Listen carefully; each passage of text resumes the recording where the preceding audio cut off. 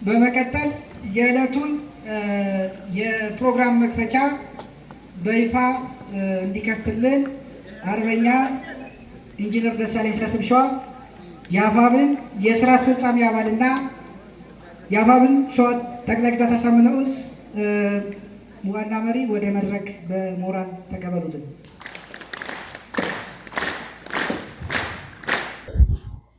መልካም። የተከበራችሁ የሃይማኖት አባቶች፣ የተከበራችሁ የሀገር ሽማግሌዎች፣ የተከበራችሁ የአማራ ፋኖ ብሔራዊ ንቅናቄ ከፍተኛ አመራሮች፣ የተከበራችሁ የአማራ ፋኖ ብሔራዊ ንቅናቄ አሳምነው ዕዝ ከፍተኛ አመራሮች፣ የተከበራችሁ የኮርና የክፍለ ጦር አመራሮች፣ የተከበራችሁ የሰባት ለሰባ የክፍለ ጦር አመራሮችና የሰራዊት አባላት፣ የተከበራችሁ የክላስተርና የቀበሌ አመራሮች፣ ውድ አካላችሁን የማትተካ ነፍሳችሁን አስይዛችሁ በዱር በገደሉ ፀሐይ ቁሩ ሳይበግራችሁ ረሃብ ጥሙ ሳያሸንፋችሁ ኮረብታና ሸንተረሩን አቋርጣችሁ በእግዚአብሔር መልካም ፈቃድ እንኳን በሰላም መጣችሁ።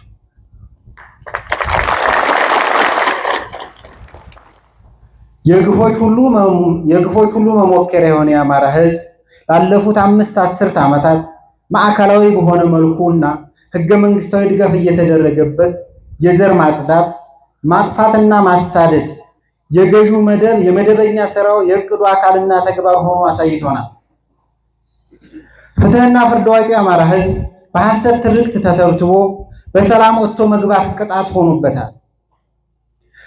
ከሰራት ሀገሩ ላይ በግፍ ተፈናቀለ፣ በዶዘር ተቀበረ፣ በጅምላ ተረሸነ የሚለው የዕለት ተዕለት ዜናው መሆኑን ሲረዳ ያለ ፈጣሪውና ያለ ክንዱ መዳኛ እንደሌለው አውቆ ከዛሬ 3 ዓመታት ገደማ በፊት ለህልውናው ተጋድሎ ተማምሎ አገዛዙን በይፋ ገጠሙ።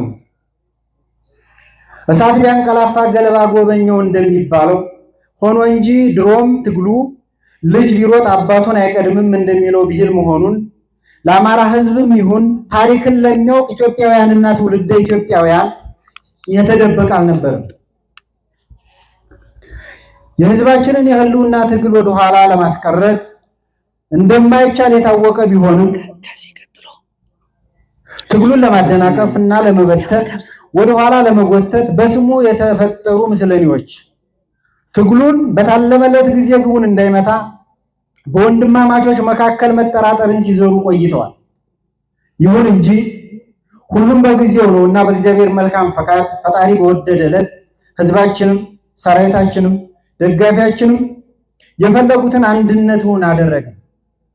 በመሆኑም በተለያየ ቦታ ቆይታችሁ በአንድ ስም ስትጠሩ የነበራችሁ ወንድሞቻችን ኮማንዶ ማራኪዎቹ የሰባት ለሰባ ክፍለ ጦር አመራሮችና የሰራዊት አባላት ስትናፍቋትና ስንናፍቃት ስለነበረችው የደስታ ቀን እንኳን በሰላም ደረሳችሁ።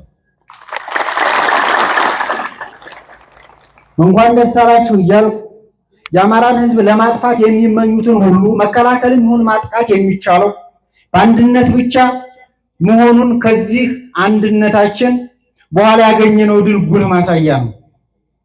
ስለሆነም በፍጹም ከጎጠኝነትና ከመንደርተኝነት ብሎም ከቡድነኝነት በጸዳ መልኩ እንዳንድ ልብ መካሪ እንዳንድ ቃል ተናጋሪ ሆናችሁ ድርጅታችን የሚያወርደውን ተልዕኮ ያለምንም መሸራረፍ እንድትፈጽሙና ለቀጣይ ግዳጅ ዝግጁ እንድትሆኑ እናሳስባለን። ህልውናችን በተባበረ ክንዳችን። ክብር ለትግሉ ሰማዕታት። አመሰግናለሁ።